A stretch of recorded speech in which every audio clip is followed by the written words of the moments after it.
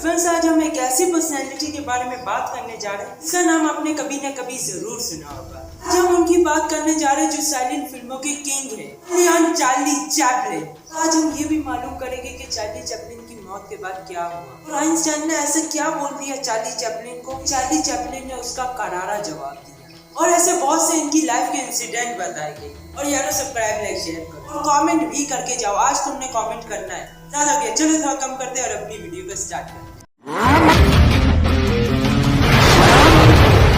16 अप्रैल 1889 को पैदा हुए। ये लंदन शहर में पैदा हुए थे। इनके फादर का नाम चार्ल्स स्पेंसर चैपलिन था और मदर का नाम हेना चैपलिन था। इनके पेरेंट्स म्यूजिक हॉल में सिंगर और जूनियर आर्टिस्ट थे। चार्ली चैपलिन का बचपन बहुत मुश्किल से गुजरा था। एक बार चार्ली की माँ स्टेज पर गाना गा रही थी, भी इनके गले में कुछ प्रॉब्लम हो गई और इनके गले से आवाज नहीं निकल रही थी। ऑडियंस बहुत ज्यादा नाराज हो गई थी, बहुत गुस्सा भी कर रही। अपनी माँ को बचाने के लिए 5 साल के चार्ली स्टेज पर आ गए और अपनी आवाज में अपनी माँ का गाना कंटिन्यू किया। तो इनकी आवाज ऑडियंस को बहुत ज्यादा फनी लगी। इस वजह से ऑडियंस ने चार्ली चैपलिन को बहुत ज्यादा अप्रिशिएट किया और देखते ही देखते स्टेज पर सिक्कों की बारिश हो गई। ये चार्ली चैपलिन की पहली कमाई बन गई और उधर से चार्ली को समझ में आया जो इनकी परेशानियां वो लोगों को बहुत ज्यादा फनी लगती है। अभी वो अपनी मूवीज में ऐसे रोल करते हैं जिसमें वो एक जॉबलेस और एक गरीब इंसान होते हैं। इस रोल को ऐसे प्ले करते हैं लोगों को ये इमोशनल कम और फनी ज्यादा लगता है। तो इस इंसिडेंट के कुछ दिन बाद इनके पेरेंट्स का तलाक हो गया था। इनके पेरेंट्स अलग हो गए थे और इसके बाद सारी जिम्मेदारी इनकी माँ पर आ गई। मगर इनकी माँ के पास कोई नौकरी नहीं थी और इनकी माँ को दौरे पड़ना भी शुरू हो गए थे, जिसकी वजह से चार्ली और इनके भाई को इनके फादर के पास रहने का बोला गया। और इस वक्त इनके फादर ने दूसरी शादी की थी और जो इनकी स्टेप मदर थी वो इन्हें पसंद बिल्कुल नहीं करती थी और इन पर जुल्म भी करती। मगर जब इनकी असल माँ ने अपना इलाज कराया और ठीक होकर ये साबित किया कि अब इनको दौरे नहीं आते हैं और वो जॉब पर भी लग चुकी है, तो इन्होंने अपने बच्चों को वापस ले लिया और चार्ली और इनके भाई की जिंदगी में फिर से रंग आ गया और चार्ली स्कूल भी जाने लगे। मगर पैसों की वजह से वो साथ साथ स्टेज शो में भी काम कर रहे थे और रोज छोटे मोटे काम भी करते थे। और अब इन्होंने अपनी जिंदगी में एक्टर बनने का सोच लिया था, जिसके लिए वो लगातार ब्लैकमोर थिएटर जाते थे। एक बार वो एक शो कर रहे थे और एक डायरेक्टर की नजर इन पर पड़ी और इस डायरेक्टर ने चार्ली चैपलिन का टैलेंट पहचान लिया और इनको अपने साथ अमेरिका ले गए। और वहाँ पर चार्ली की मुलाकात हैमिल्टन से हुई और हैमिल्टन ने चार्ली को शेरलॉक होम्स में रोल ऑफर किया और इन्होंने ये रोल एक्सेप्ट कर लिया। और इसके बाद वो अमेरिका में थोड़े थोड़े फेमस हो गए और इसके बाद भी इनकी जिंदगी गर्दिश में ही गुजरी। ये 5.5 हाइट वाले दुबले पतले इंसान थे, मगर अपनी एक्टिंग के दम पे इन्होंने सबका दिल जीत लिया। तो गरीबी में भी खुश कैसे रहते ये सबको सिखा दिया।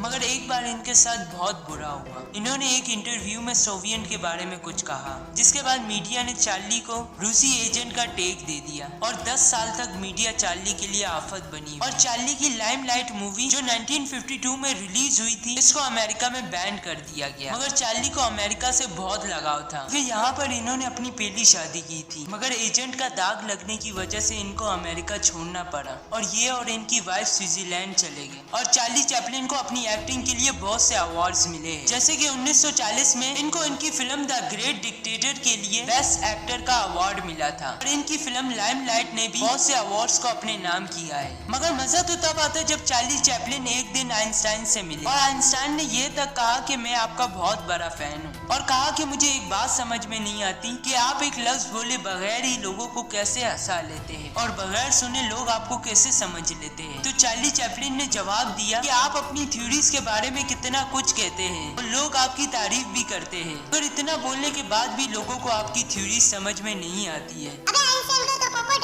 अबे ओ, आइंस्टाइन के बारे में कुछ नहीं बोलना, ये मेरे फेवरेट साइंटिस्ट है। और इन्होंने ये बात मजाक में कही थी और बहुत ज्यादा फनी अंदाज में इन्होंने ये बात बोली थी। इनकी जिंदगी जितनी ट्रेजेडी में गुजरी, इतना ही इनकी मौत ट्रेजेडी में गुजरी थी। चार्ली चैपलिन को स्विट्जरलैंड में इनके अपने घर में ही मौत आ गई थी और इनको इनके घर के पास ही दफनाया गया था। मगर चार्ली चैपलिन की मौत के 2 महीने बाद 2 मार्च को इनकी वाइफ को एक कॉल आती है और इस कॉल पर पुलिस थी। पुलिस ने बताया कि चार्ली चैपलिन की कब्र से इनकी बॉडी गायब है। और किसी ने इनकी लाश को चोरी कर लिया है। और इसके बाद इनकी वाइफ को किडनैपर की कॉल आती है और इन्होंने कहा कि चार्ली चैपलिन की बॉडी इनके पास, और इसको वापस देने के लिए इन्होंने $6 लाख की डिमांड रखी। और इनकी वाइफ ने ये रकम देने से मना कर दिया था। और इस वक्त फोन यूज नहीं होते थे तो लोग फोन बूथ का इस्तेमाल करते थे और इस शहर में बहुत ही कम फोन बूथ थे। पुलिस वाले सिविलियन ड्रेस पहनकर और फोन बूथ पर नजर रखना शुरू कर दिया। कुछ ही दिन बाद इन किडनैपर्स को भी पकड़ लिया और चार्ली चैपलिन की लाश उनकी कब्र में लाकर वापस रख दी और इस बार कब्र को बहुत मजबूत किया। तो फ्रेंड्स, ये वीडियो यहीं पे वाइंड अप करते हैं। आपसे मिलेंगे नई वीडियो, मगर उससे पहले यारो सब्सक्राइब, लाइक, शेयर कर दो और कमेंट भी।